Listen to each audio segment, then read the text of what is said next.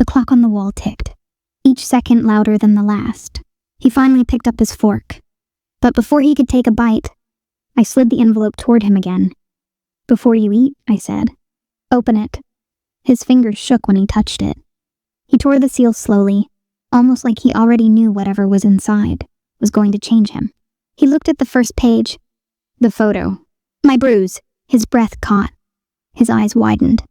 And just like that, the boy who tried to act like a man last night turned back into a child.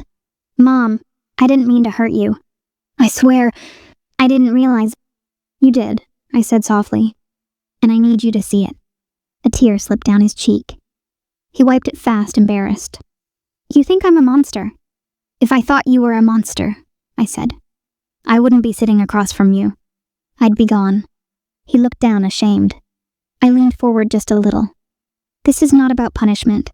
This is about responsibility. You crossed a line, baby, and now you have to understand what that means." He closed the envelope slowly, his hands trembling so badly. The paper rattled. Outside, the neighborhood was waking up. Birds singing, cars starting. But inside our kitchen, a different kind of morning was beginning, one built on truth, on consequences, and on a mother's love strong enough to confront the son she raised. I watched him take a long, shaky breath. "Mom, what happens now?" I folded my hands together. "That," I said. He stared at the envelope like it was burning his fingers. But I wasn't done, not yet. "Look inside again," I told him. His eyebrows pulled together, confused. He reached in, slowly, and pulled out the second paper. A hotline number, Men's Anger Support and Counseling. He blinked at it. "Mom, what is this?" "A direction," I said. "A way out of who you were last night." He swallowed hard, his voice shaking. "You think I need help?" "I think," I said gently, "you need healing. And healing starts with honesty." He looked back at the bruise photo, his jaw tightening, his guilt growing heavier by the second. "I can't believe I did that to you." "To my mother." "Believe it," I said. "Because only when you face it can you fix it." He pressed his hands into his hair, pulling at it like he wanted to tear the anger out of his own head. "I'm not that person," he cried. I leaned forward, my voice calm. "Steady, unshaken, then prove it. Prove it by choosing something different today. Not excuses, not promises." I tapped the hotline number with my finger. "Action." He stared at the paper again, this time not scared, but thinking. And for the first time since last night, I saw something change in his eyes. Not anger, not denial, but realization. The weight of what he had done finally broke through. His voice came out soft, barely a whisper.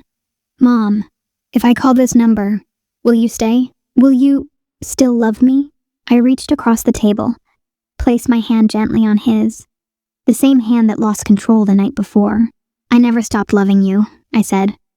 "But love doesn't mean I ignore the truth. Love means I help you become better than this." His lips trembled. His eyes dropped to the number again. And in that moment, I knew he understood. This wasn't an attack. This wasn't revenge. This wasn't punishment. This was the crossroads of his life. And the next step he took would decide the man he'd become. I sat back and whispered. He didn't answer right away. He just sat there, staring at that number, like it was the heaviest thing he'd ever held. The kitchen clock kept ticking. Tick, tick, each second louder than the last, each second pushing him toward a choice. Finally, he pushed his chair back and stood up so fast it startled me. But he didn't walk away. He walked around the table and sank down on his knees beside me. "Mom," his voice cracked, raw and shaking. "I don't want to be this person. I don't want to scare you. I don't want to lose you." A tear hit the floor. Another followed. He took my hand. Gently this time, holding it like something fragile. "I don't know why I get so angry. I don't know where it comes from. But if you think this can help..." He looked at the paper again. "Then I'll do it." I brushed his hair back from his face. He used to kneel like this when he was little, begging me to tie his shoes before school. But this time, he wasn't a boy needing shoes tied. He was a man needing guidance. "You taking the step?" I said. "Doesn't make you weak. It makes you responsible." He nodded slowly.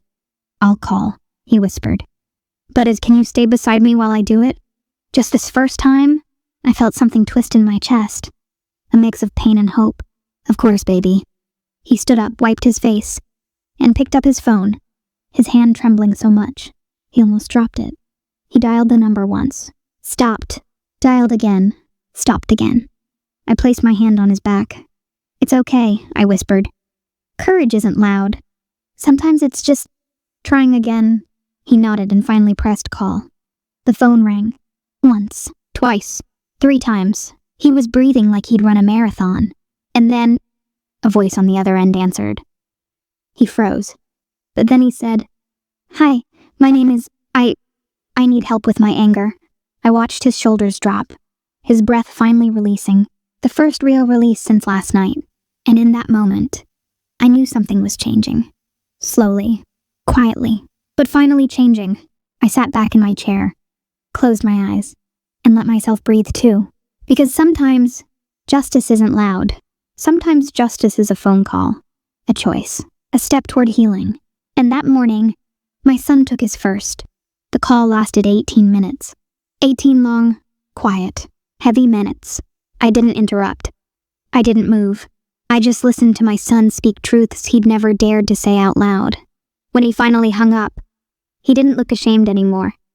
He looked relieved, like someone had opened a window inside him and let all the trapped air escape. He sat back down across from me, eyes still red, but his breath steady for the first time since last night. They scheduled me for a session, he said softly. And they said anger doesn't make me a bad person, just a hurting one. I nodded slowly. That's what I've been trying to tell you, baby. You're not broken. You just need help healing. He looked at me, really looked at me, for the first time in years. Not with anger, not with pride, but with gratitude. Mom, thank you. For not giving up on me. For still believing I can be better. I reached across the table and took his hand gently. Being your mother isn't a job I clock out of. It's a promise I made the day you were born. But loving you doesn't mean I'll let you hurt me, or yourself. He nodded, eyes shiny again. Not from shame this time, but from understanding. Then he whispered something. I hadn't heard from him since he was 12. I'm gonna make you proud. I smiled. Not because everything was fixed. It wasn't. Healing takes time. Growth takes effort. But that morning, my son chose a different path. A better one. A braver one. He picked up his fork, finally took a bite of the breakfast I made, and whispered, It tastes different today.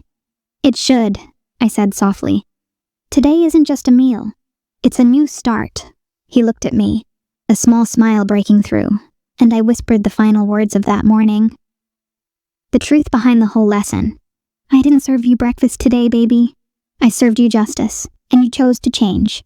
The rest of that morning moved slow, quiet, peaceful in a way our home hadn't felt in months. My son finished his breakfast, stood up, and started clearing the dishes, something he hadn't done since he was a teenager. He wasn't trying to impress me. He wasn't trying to avoid guilt. He was trying to change. And change, real change, starts in the smallest moments. I watched him rinse the plate. His shoulders relaxed, his movements gentle. A different man from the one I saw last night. When he turned around, he didn't hide his emotions anymore. Mom, he said, I want you to hold me accountable. If I ever raise my voice, if I ever feel that anger building, tell me, stop me, I won't fight you again. His voice didn't shake when he said it. It was steady, like he finally believed in the man he could become. I walked over, laid my hand on his cheek, and whispered, Accountability isn't me stopping you, baby. It's you stopping yourself, and you proved today you can.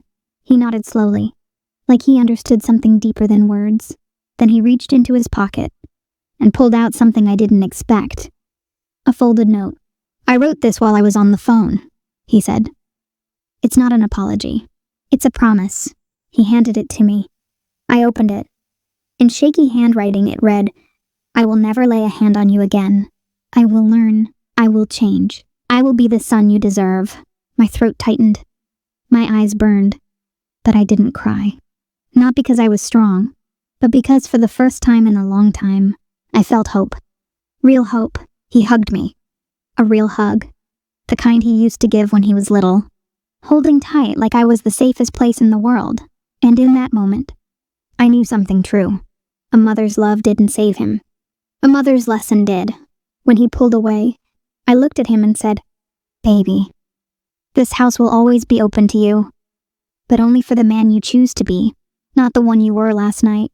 He nodded again, a quiet strength building in his eyes. "I'm choosing the right man," he said. And for the first time since everything happened, I believed him. Because justice isn't just about punishment, it's about transformation. And that morning, my son didn't just find justice, he found himself. The afternoon sun spilled through the curtains, warming the kitchen floor. As my son stood there, still processing the weight of the morning, he looked around our home. The photos on the fridge, the old clock ticking slow, the little details he used to ignore. And for once, he didn't look restless. He looked grounded. "Mom," he said softly, "I want to talk about last night. All of it." I pulled out a chair, sat down, and nodded for him to continue. He took a breath, a deep, steady one, like he was finally ready to face truths he had buried for years. "I've been angry for a long time," he said. "Not at you. Not really. At myself. At life. At everything I never dealt with." His voice cracked, but he didn't look away. I didn't know how to handle it. So I pushed it down until it pushed back. I folded my hands in my lap and listened. Not as a mother defending herself, but as a mother hearing her child finally speak his heart. He wiped his eyes quickly. I didn't respect myself, so I stopped respecting the people who love me, including you. Those words, they didn't hurt me. They healed something inside me. "Baby," I said softly, "anger doesn't make you a bad man. Silence does, and you're not silent anymore." He let out a shaky breath. "I want to fix this. Not just between us, but inside me." I nodded. "That's how healing begins." He sat beside me, close, but careful, like he finally understood the value of gentleness. "I made another decision," he said quietly. "I didn't tell you yet." My eyebrows lifted slightly. "What is it?" He took out his phone and handed it to me. The screen showed an appointment confirmation. "Weekly sessions," he said. "Not just one. All of them. I'm going to show up. Every time." My heart tightened. Not from fear, but from pride. "That's a man's choice," I whispered. "Not a boy's impulse." He exhaled, relieved. Then he looked around the kitchen again, almost like he was seeing home through new eyes. "Mom," he said slowly, "I know trust doesn't come back overnight. I know respect has to be rebuilt. I don't expect you to pretend nothing happened." I touched his arm gently. "I don't pretend, baby. I believe. And today, you've given me something worth believing in." A small smile formed on his face. Not happy, not proud, but grateful.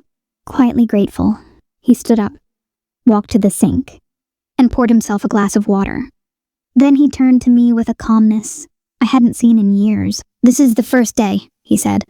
"The first day of the man I'm going to be." I nodded. "And I'm here to watch him grow." He smiled, and for the first time, the weight between us lifted. Not because the past was forgotten, but because the future finally had room to breathe. Justice had been served. Healing had begun. And my son was stepping into the man he was meant to be. That evening, the house felt different. Not quieter, not heavier, just lighter, like a storm had finally passed, and left the air clean for the first time in years. My son stepped out of his room, hair still damp from a long shower, face calmer than I'd seen in forever.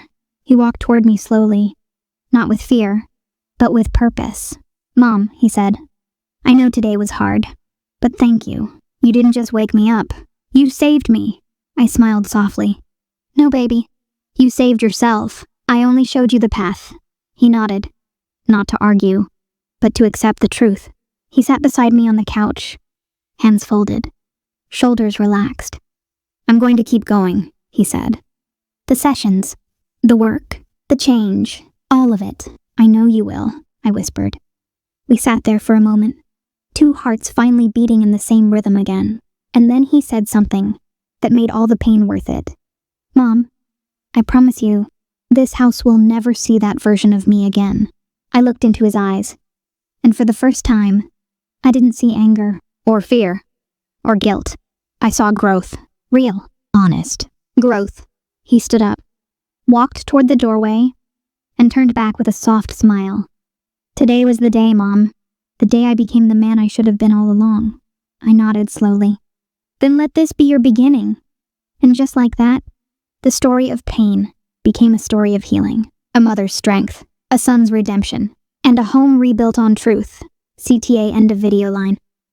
If this story touched your heart, don't forget to like, comment, and subscribe. Your support helps more stories reach the people who need them.